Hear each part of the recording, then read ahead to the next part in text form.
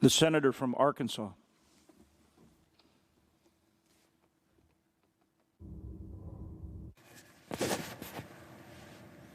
Thank you, Mr. President.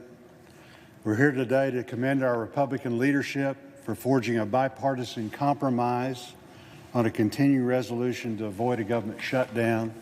And in particular, I'm so pleased that we reached an agreement that included full reimbursement to the Commodity Credit Corporation, which we've all been talking about.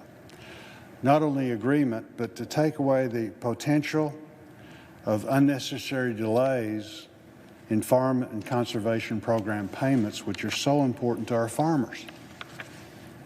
For decades, the CDC has been routinely reimbursed without fanfare, but unfortunately, not so this year. Our farmers and ranchers have faced more than enough challenges this year: extreme weather, events, low commodity prices, market volatility, a global pandemic, and the list just goes on and on and on. They don't need Washington to make things even more difficult. With passage of this bill, with a full CCC reimbursement, farm and conservation program payments will go out as planned and will offer farmers and ranchers a little more certainty, a little bit more predictability to continue growing the food and fiber for this nation, not only for this nation, but for the world. These important programs like ag-risk coverage, price loss coverage, marketing assistance loans, the environmental quality incentive programs, and others were authorized in the 2018 Farm Bill that was supported with an overwhelmingly bipartisan record number of votes in the Senate. So I want to really just thank all of those involved in this effort.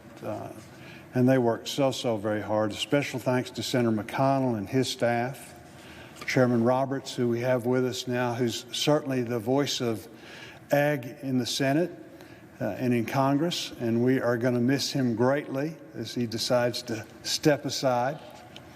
But also to Senator Hoeven and the great work that he did through the ag appropriations part of this. And then, as Senator Roberts mentioned, the staffs that worked so very hard. Also the members of the Ag Committee that stepped up and really shouldered the burden and just did a tremendous job in really explaining to Congress, explaining to the public on how important this issue was, and that we simply could not go forward without getting it included.